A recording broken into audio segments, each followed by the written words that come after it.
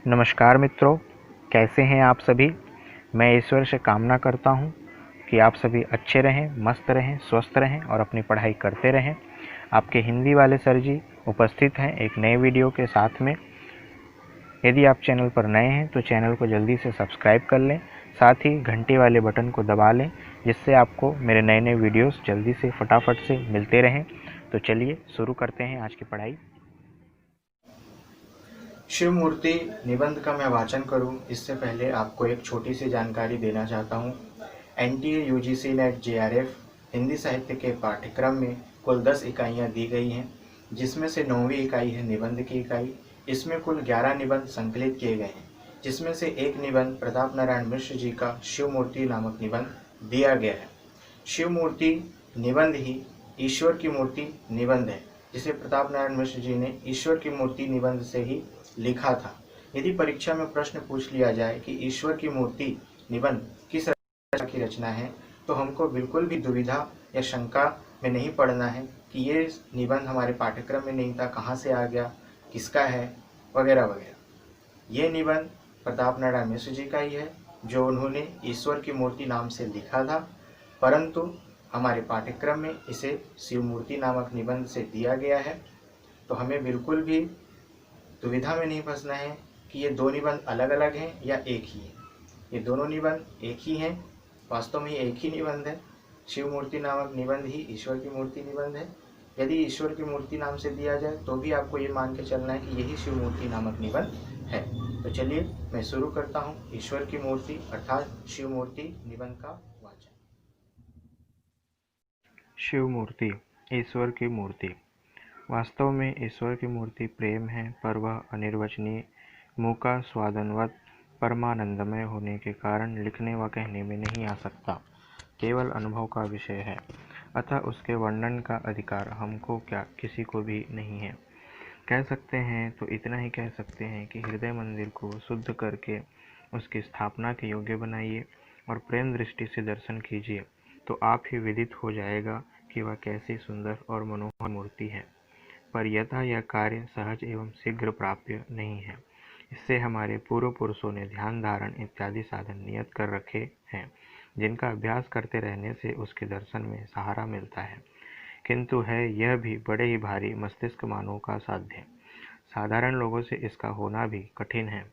विशेषतः जिन मतवादियों का मन भगवान के स्मरण में अभ्यस्त नहीं है, वे जब आंखें मूंद कर बैठते हैं तब अंधकार के अतिरिक्त कुछ नहीं देख सकते, और उस समय यदि घर गृहस्थी आदि का ध्यान न भी करें तो भी अपनी श्रेष्ठता और अन्य प्रथावलंबियों की तुच्छता का विचार करते होंगे, अथवा अपनी रक्षा व मनोरथ सिद्धि इत्यादि के मानस से परमात्मा की सुध करते हों तो करते हों, नहीं तो केवल मुख से कुछ नियत शब्दों का उच्चारण छोड़कर ईश्वर का वास्तविक भजन पूजन यदि 1 मिनट भी करते हैं, हमारा जिम्मा।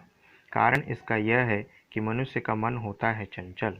वह जब तक किसी बहुत ही सुंदर या भयंकर वस्तु अथवा व्यक्ति व सुख दुख आदि की ओर न चला जाए, तब तक एकाग्र कदापि नहीं होता। हाँ, बड़े बड़े योगी अभ्यास करते करते उसे स्वेच्छानुवर्ती बना सकते होंगे, पर अपने सहवर्तियों में तो हम किसी का सामर्थ्य नहीं देखते कि संगीत, साहित्य, सुरा, सौंदर्य इत्यादि की सहायता के बिना कोई मन को एक ओर कर सकता हो, विशेषतः ईश्वर की ओर, जिसकी सभी बातें मन, बुद्धि, चित्त, अहंकार से परे हैं। फिर हम क्यों न कहें कि प्रतिमा पूजन के विरोधी ईश्वर का पूजन तो क्या दर्शन भी नहीं कर सकते। विचार करके देखिए तो प्रतिमा पूजन से नास्तिकों के अतिरिक्त बचा कोई भी नहीं है। जो ईश्वर को मानेगा उसका निर्वाह किसी न किसी प्रकार की प्रतिमा के बिना नहीं हो सकता, चाहे ध्यानमय प्रतिमा हो, चाहे शब्दमय प्रतिमा हो। है सब हमारे ही मन और वचन का विकास और उस निराकार निर्विकार के महत्व का अभ्यास मात्र। पर क्या कीजिए, ईश्वर को मानकर चुपचाप बैठे रहें अथवा मन में किसी भांति उसका विचार आने ही न दें तो भी नहीं बनता। इसी से आस्तिक मात्र को उसकी प्रतिमा बनानी पड़ती है। जहाँ हमने मन अथवा वचन से कहा, हे प्रभु हम पर दया करो, वहीं हम उस निराकार की छाती के भीतर मन की कल्पना कर चुके, क्योंकि मन न होगा तो दया ठहरेगी कहाँ, और शरीर न होगा तो मन रहेगा कहाँ। जिस समय हम कहते हैं कि हे नाथ हमारी रक्षा करो, हम तुम्हें प्रणाम करते हैं, उस समय उस प्रतिमा के अस्तित्व में हाथ और पांव की कल्पना करते हैं, क्योंकि रक्षा हाथों से की जाती है और प्रणाम चरणों पर किया जाता है। कारण के बिना कार्य का मान लेना तर्कशास्त्र के विरुद्ध है। फिर कौन निराकारवादी ईश्वर के मन कल्पित हस्तपदादि रचना से बच गया? पाषाण धातुआदि मूर्ति निर्मित मूर्ति के पूजने वालों में और इनमें केवल इतना ही अंतर है कि इनके यहाँ की ईश्वर प्रतिमा केवल मन के भाव से गढ़ी जाती है और उनके यहाँ की रचत कांचनादि से, तथा यह मन और वचन से ईश्वर के हाथ पांव इत्यादि स्वीकार करते हुए भी देख नहीं सकते, तथा सर्वसाधारण के आगे कहते हैं कि हमारा ईश्वर निर्वयव है, और वह जैसा मानते हैं वैसा सबके सामने कह भी देते हैं कि भाई हमारा ईश्वर लंगड़ा लूला अंधा बहिरा नहीं है, उसके कर पद नयनादि कमल के समान कोमल और सुंदर हैं। फिर मूर्ति पूजक लोग ईश्वर को कौन सी गाली देते हैं कि उन पर आक्षेप किया जाए? विचार के देखिए तो दूसरे पूजकों के देखे इनमें इतनी विशेषता है कि अन्य लोग केवल उसकी महिमा तथा अपने स्वार्थ साधनादि की प्रार्थना का केवल जबनी जमा खर्च रखते हैं, किंतु यह मन और वचन के अतिरिक्त चंदन पुष्पादि के द्वारा, तन और राग भोगादि के द्वारा धन से भी उसकी सेवा करते हैं। अपने शयन भोजनादि में भी उसका स्वामित्व बनाए रहते हैं, परंच उसकी प्रसन्नता के लिए तीर्थ वृत्तादि में नाना कष्ट सहते हैं। काम पड़े तो उसके लिए प्राण तक उत्सर्ग कर देने को प्रस्तुत रहते हैं। इनके प्रेम की सच्चाई में औरंगजेब के समय मसीह नामक फारसी कवि ने साक्षी की भांति कहा था कि अन्य धर्मियों में बहुत थोड़े लोग हैं, बरंच नहीं हैं, जो ईश्वर के नाम पर धन भी लुटा देते हों, किंतु मूर्ति पूजकों का साहस सराहने योग्य है, जो उसकी प्रतिमा पर सिर तक निछावर कर देते हैं। एक ऐसो आर्य देशी यवन सम्राट को यहाँ वाले विदेशी विद्वान की लेखनी से ऐसा वचन निकलना क्या इस बात की पक्की साक्षी नहीं है कि प्रतिमा पूजक ईश्वर के साथ बहुत बड़ा प्रेम संबंध रखते हैं? इन्हीं के समुदाय में ऐसे ज्ञानियों और प्रेमियों की संख्या अधिक निकलेगी जो संसार के यावत सजीव निर्जीव पदार्थों को ईश्वर ही की मूर्ति समझते हैं। मैं सेवक सचराचर रूप राशि भगवंत, इसका अभिप्राय कुतर्की लोग न समझें तो कोई हानि नहीं है, पर समझने वाले समझ सकते हैं कि जितनी मूर्तियां हैं वे सब ईश्वर से व्याप्त हैं और ईश्वर ही सबका एकमात्र स्वामी है। इन दोनों रीतियों से उन्हें ईश्वर की मूर्ति के अतिरिक्त और क्या कहा जा सकता है? और जिस ईश्वर को हम अपना प्रेम पात्र समझते हैं, उसके निवास स्थान व अधिकृत पदार्थ तथा स्मारक चिन्हों की पूजा किए बिना क्यों कर रह सकते हैं? इसके लिए बड़े बड़े प्रमाण ढूंढना भी मानो उसके सच्चे प्रेम से जी चुराना है। मजनू ने एक बार लैला के पालित कुत्ते को अपना बहुमूल्य दुसाला उड़ा दिया था और बड़े आदर से आलिंगन किया था। इस कथानक पर केवल वही लोग हंसे तो हंसा करें जिनको मतवाद अधिक प्रिय है, किंतु जिन्हें ईश्वर प्यारा है वे ऐसी कथाओं को बड़े आदर से सुनेंगे और मनावेंगे कि भगवान हमें भी ऐसा करे। पर जब तक हम ऐसे अधिकारी नहीं हुए तब तक यदि उन मूर्तियों का आदर करें जिनके देखने से हमें ईश्वर के रूप गुण स्वभावादिक स्मरण होता है, तो क्या बुरा करते हैं? इस पर यदि हमारे विपक्षी साहेब कहें कि ऐसा है तो जूता हाड़ इत्यादि को क्यों नहीं पूछते, तो हमारा यह उत्तर कहीं नहीं गया कि पूजा का अर्थ है सत्कार, और सत्कार उसका किया जाता है जिसे देख सुन के चित्त में प्रेम और प्रसन्नता आवे। अतः जिन्हें उक्त पदार्थों से प्रीति हो वे शौक से उन्हें पूजें, पर हम तो अभी इस दर्जे को नहीं पहुँचे। हमें तो नीच प्रकृति के मनुष्यों तक से अश्रद्धा है। अस्मात् पाषाणादि मूर्तियों को पूजनीय मानेंगे, जो न कभी किसी से छल कपट करती है, न कुछ मांगती है, न कटु वाक्य निकालती है। बरंच सम्मुखस्था होते ही हमारे प्यारे मुरली मुकुट धनुर्वाण खगांकुश त्रिशूलादिधारी हृदय बिहारी का स्मरण कराती हैं, जिसके साथ ही हमें वीरता निर्भयता रसिकता आदि की शिक्षा प्राप्त होती है और चंदन कर्पूर आदि की सुगंध से घ्राणेन्द्रिया तथा मस्तिष्क आमोदित हो जाता है। पंचामृत प्रसाद आदि से मुख मीठा होता है। नाना भांति के गीत व दादी से श्रवण पवित्र एवं प्रमुदित होते हैं। श्रृंगार की छटा तथा एक एक अंग की शोभा से नेत्र कृतार्थ होते हैं। फिर ऐसी तत्क्षण फलदायिनी प्रतिमाओं को हम कर्मों न ईश्वर की प्रतिमा माने, जिनके कारण इस गिरी दशा में भी हमारे सैकड़ों नगरों की शोभा और सहस्त्रों देश भाइयों का उपकार होता है। यदि नए मत वालों का ईश्वर इनके पूजन को अपना पूजन न समझे तो हम समझते हैं वह उन लघु वयस्का निरक्षरा सुंदरियों से भी नासमझ है जिन्हें हम दूसरों पर ढालकर अपने मन का स्नेह समझा देते हैं और वे संकेत मात्र से सब बातें समझ जाती हैं, बरंच इतर लोगों की लज्जा से बोलने का अवसर न होने पर भी हमें संतोषदायक उत्तर दे देती हैं।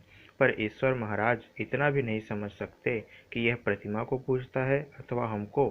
यदि ऐसा है तो हम ऐसे समझ के शत्रु को मानना कैसा? ईश्वर ही कहना नहीं चाहते। हमारा ईश्वर तो बिना कहे भी हमारे हृदयगत भावों को जान लेता है। इस पर भी जब हम यह न कहें कि हे पाषाण हमारी पूजा ग्रहण करो, यूँ कहते हैं कि हे परमेश्वर हमारी सेवा स्वीकार करो, तो ईश्वर क्यों कर हमें बुतपरस्त समझेगा? जबकि हमारी मूर्तियाँ ही ऐसी सुडौल सिर से पैर तक ईश्वरीय भाव से पूर्ण होती हैं, तो हम क्यों न अपने ईश्वर को उन्हीं के द्वारा रिझावें। इस पर जो लोग में हंसते हैं उन्हें पहले अपने यहाँ की मूर्तियों को देख के लज्जित होना चाहिए, जिनका वर्णन उनके मान्य ग्रंथों में ऐसा अधूरा किया गया है कि एक तो सब अंगों का बोध भी नहीं होता, केवल हाथ पाँव नेत्रादि दो चार अवयव वर्णित हैं, सो भी ऐसे अनगढ़ कि किसी पंच अर्थात हास्यजनक समाचार पत्र में दे दिए जाएं तो पाठकों को हंसाते हंसाते लुटा दें। यहाँ हम बाइबिल और कुरान में लिखे ईश्वर के अंगों का वर्णन नहीं करते, क्योंकि एक तो उनमें केवल दो एक अंगों को छोड़कर औरों का नाम भी नहीं है। दूसरे जहाँ पर लिखा है कि ईश्वर ने आदम को अपने स्वरूप में बनाया, हाँ, यदि अपने शब्द का अर्थ आदम की ओर न लगा के ईश्वर की ही ओर लगाएं तो भी कोई हानि नहीं है, क्योंकि आदम की सूरत सिर से पैर तक किसी भांति अपूर्ण व अनमेल न थी। तीसरे, हमारे मुहम्मदी और मसीहा भाई इन दिनों इस विषय में हमसे छेड़ के विवाद नहीं लेते, अतः हमें तो उनसे झगड़ना अनुचित है। पर हमारे दयानंदी हिंदू भाई इस बात का बाना बांधे फिरते हैं, इससे हमें उनके यहाँ की कुरीतियाँ देखनी है। यदि वे अपने स्वामी जी के चित्र का अनादर नहीं सह सकते, जिसका मूल्य 6 पैसे और अधिक से अधिक 2 रुपया है, तथा सुंदरता भी ऐसी नहीं है जैसी हमारे रामकृष्णादि की तस्वीरों में होती है, और बस, किंतु हमारी स्वर्ण रजत हीरकादि की देव प्रतिमा पोप लीला है, उनका अनादर कोई बात नहीं।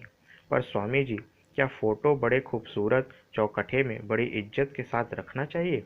यों ही जहाँ वेदों में अक्षरार्थ के द्वारा कोई शंका उठावे तो छूटते ही यह उत्तर होगा कि उस ऋचा का गुणार्थ और है तथा अलंकारिक वर्णन है, किंतु पुराणों में जहाँ सहज में समझने योग्य विषय न हो वहाँ गूढ़ार्थ व अलंकारिक अर्थ कुछ नहीं है, केवल गप्पम वर्तते। और इस पर तुर्रा यह है कि ऐसी ही समझ पर देश हित और ऐक्य प्रचार का भी दावा है। पर हम पूछते हैं कि हठ का अवलंबन न करके कभी कोई भी देश व जाति में एका फैल सका है कि आप ही अनोखे बन के आए हैं? हमें श्री स्वामी दयानंद सरस्वती की प्रतिकृति अथवा वेद भगवान से बैर नहीं है, पर साथ ही यह भी जिद नहीं है कि इनके सिवा और सब बुद्धि विरुद्ध है। नहीं, अपने पूर्व पुरुषों के साधारण चिन्ह का भी हमें ममत्व स्वभावता होना चाहिए यदि हम उनके संतान हैं। फिर प्रतिमा और पुराण तो उनके वर्षों के परिश्रम के फल हैं, उनका उपहास करके हम जगत एवं जगदीश्वर को क्या मुँह दिखावेंगे? और यूँ तो कुतर्क के लिए सभी राहें खुली हैं। प्रतिमा और पुराण का क्या कहना है? ईश्वर और वेद पर भी आक्षेप हो सकता है, और केवल मुँह के आस्तिकों को उसका उत्तर सूझना कठिन पड़ेगा। न मानिए तो सुन लीजिए, पर उन्हीं कानों से जिनसे आप हमें पुराणों की गुड़बड़ाध्यायी सुनाना चाहते हैं। शब्दार्थ और अक्षरार्थ से अलग कोई बात कहिएगा तो हम पुराणों के मंडन में धर धमकेंगे। यह भी स्मरण रखिए कि अलंकार का नाम न लीजिएगा, नहीं तो स्वामी जी के भाष्य में केवल 4 ही 5 मिलेंगे, जिनके द्वारा वेद भगवान की सीधी सादी लेख प्रणाली में बनावट झलकने लगेगी। किंतु हम 108 नाम और लक्षण ले बैठेंगे, जिनका वेदों में पता भी न लगेगा, किंतु पुराणों में अध्याय के अध्याय मिलेंगे, और उस दशा में आप तर्कशास्त्र का अवलंबन करके न बच सकिएगा, केवल काव्य शास्त्र का आश्रय लेना पड़ेगा, जो आपके यहाँ यदि है भी तो नहीं के बराबर। पर इन बातों से हमें क्या, बिना जाने हुए विषय में जो कूदेगा वह आप हास्यास्पद होगा, अतः हम अपने प्रस्ताव में क्यों विलंब करें। हम पर यह दोष लगाया जाता है कि सर्वव्यापी असीम परमात्मा को बित्ता दुबित्ता की मूर्ति में ठहराते हैं, पर वेदों में जहाँ विराट स्वरूप का वर्णन है वहाँ भूमि उसके चरण और सूर्य उसके नेत्र माने गए हैं। असीमता इसमें भी नष्ट हो जाती है क्योंकि पृथ्वी और सूर्य के बीच की दूरी स्कूल के बालक तक जानते हैं। वह असीमता के आगे कुछ भी नहीं है। और सुनिए, नेत्र तो हुए सूर्य, पर नेत्र के आगे ऊपर वाले अंगों अर्थात मस्तक, कपाल आदि का नाम ही नदारद है। यदि खगोल विद्या के अनुसार मान लें कि नेत्र के ऊपर वाले अंगों के स्थानापन्न व ग्रह नक्षत्रादि हैं, तो सूर्य के ऊपर है तो बड़ा ही मजा हो। सूर्य के ऊपर है शनिश्चर, वह ईश्वर की खोपड़ी में जा बैठेंगे। कौन जाने इसी से उनका रंग काला वर्णन किया गया हो और इसी से मतवादियों के ईश्वर की अक्ल डांवाडोल रहती हो। इसके सिवा यस्य भूमि प्रभांतरिक्ष मुदोत्तरम तथा यस्य सूर्यश्च चक्षु इत्यादि ऋचाओं से भूगोल विद्या के अनुसार और भी बड़े तमाशे की बात निकलती है। अर्थात सूर्य धरती से लाखों गुना बड़ा है, सो तो हुआ नेत्र, और धरती हुई चरण, जिसका वृत्त केवल 25 सहस्त्र मील के लगभग है। इस लेखे से ईश्वर का स्वरूप राय भरे की बिटिया, भाटा के बराबर आँख का उदाहरण बन जाता है। इसके साथ ही जब यह लिखा देखिएगा कि एक आँख सूर्य है, दूसरी चंद्रमा जो पृथ्वी से भी कहीं छोटा है, तो हंसी रोकना मुश्किल पड़ेगा। वाह, एक आँख गलभर की, दूसरी आलपिन की नोक भर की भी नहीं। चरणारविंद ऐसे विचित्र कि एक आँख की अपेक्षा लाखों गुना छोटे और दूसरी आँख से बड़े। इस पर भी तुर्रा यह है कि आंखें भी गोल और पाँव भी गोल। भला ऐसी विचित्र मूर्ति को कौन कहेगा कि पंच की तस्वीर है। आँख की छुटाई बढ़ाई का दोष सहस्त्र सिरखा पुरखा वाले मंत्र में निकाल डाला गया है, पर वह दोष निकल जाने पर भी ईश्वर को मंगलमय कहते ही डरेगा, क्योंकि जब सहस्त्र सिर हुए तो आंखें 2 सहस्त्र चाहिए, पर यहाँ वे भी सहस्त्र ही हैं। अतः मंगल स्वरूप के बदले शुक्र स्वरूप हुए जाते हैं, जो नमस्ते ही भाइयों के मध्य राज्य करने के काम के हैं, न कि भक्तों के समुदाय में। इस प्रकार के कुतर्क वेदों में बहुत जगह निकल सकते हैं, जिनकी अपेक्षा ईश्वर का नाम मानना ही भला है, पर आस्तिकों को उसके माने बिना शांति नहीं होगी। इसी से पुराणों में जहाँ कहीं उसके स्वरूप की कल्पना की गई है, वहाँ तदनुरूप यथातथ्य रीति से की गई है, पर जिन्हें हार जीत का व्यसन है, उन्हें पराये दोष ढूंढने में संतोष होता है। पर हमारी दृष्टि में दूसरों को कुछ कहना अपने ही ऊपर दोष लगवाना है। इससे ईश्वर के विषय में केवल इस वाक्य का अनुसरण करना श्रेयस्कर है कि अनेक रूप रूपाय विष्णवे प्रभ विष्णवे। इसके अनुसार चौराहे की ईंट, मट्टी का ढेला और हीरा मोती की प्रतिमा सब ईश्वर की ही मूर्ति है, और उन्हें जो जिस भाव से सच्चे मन के साथ पूजेगा वही अपने मनोरथ को प्राप्त करेगा, क्योंकि ईश्वर किसी रीति विशेष के हाथ बिक नहीं गया, न भक्तों की मनसा के अनुकूल रूप धारण में अक्षम है। उसमें किसी शक्ति का अभाव नहीं है, पर इसमें भक्ति होनी चाहिए, और यों मौखिकवाद के आगे ईश्वर ही कुछ नहीं है, उसकी मूर्ति तो कहाँ से आवेगी। जब आप हमारी मूर्तियों को वैदिक प्रमाणों से पाषाण बनावेंगे, तब हम भी कह देंगे कि आप प्रेम में परमात्मा को तो मानते ही नहीं, न उसका प्रेमानंद लाभ करने में यत्नवान होते हैं। केवल शास्त्रार्थ नादने के लिए परमेश्वर नामक शब्द ठहरा रखा है, जो परमेश्वर अक्षरों का विकास मात्र है, तथा जिसके विषय में मार्कंडेय पुराण में लिखा है कि देवी दैत्येश्वर शुभस्त्रय लोक के परमेश्वर। पर भैया, हम तो उसके संहारिणी आदि शक्ति को मानेंगे। आपके लिए आपकी इच्छा रही। यदि इस उत्तर से आपको क्रोध आवे तो अपने निराकार निर्विकार से हमें दंड दिलवाइए, और हम अपने साकार दृश्यमान भगवत स्वरूप से सहायता लेकर उन्हीं के द्वारा कपाल भंजन करके तत्क्षण अपने ईश्वर की महिमा दिखा देंगे। पर यह बातें तो उस समय के लिए है जब झगड़ा खड़ा हो, नहीं तो कल्याण केवल इसमें है कि धर्म के विषय में न आप हमसे बोलें न हम आपसे, क्योंकि वह हमारा आपका ईश्वर के साथ निज संबंध है, और 2 जनों के निज संबंध में अनाधिकार हस्तक्षेप करना नीचता है। इससे ईश्वर को चाहे जैसे आप मानिए, चाहे जैसे हम माने, पर अन्य सब विषयों में हम आपको और आप हमको सच्चित से सहोदर मान के साथ दीजिए। उस दशा में यह भी संभव है कि आपका रंग हमें लगाया जाए अथवा हमारा रंग आपको लग जाए, और इस रीति से मृत की भी एकता हो जाए। वह ना हो तो भी परस्पर का स्नेह सुभिता तो बना ही रहेगा, जो ईश्वर का प्रत्यक्ष स्वरूप है, जिसके द्वारा हम ईश्वर प्राप्ति विषयक भी अनेक विघ्नों से बच सकते हैं। और प्रेमानुभव का अभ्यास करते करते स्वयं ईश्वर की मूर्ति को देख सकते हैं। तो मित्रों, यह था निबंध शिव मूर्ति अर्थात ईश्वर की मूर्ति। मेरी वाचन शैली में यह निबंध आपको कैसा लगा कमेंट करके अवश्य बतावें। बहुत जल्द आपके सामने फिर से उपस्थित होऊंगा। इसी वादे के साथ आपसे विदा लेता हूँ। जय हिंद।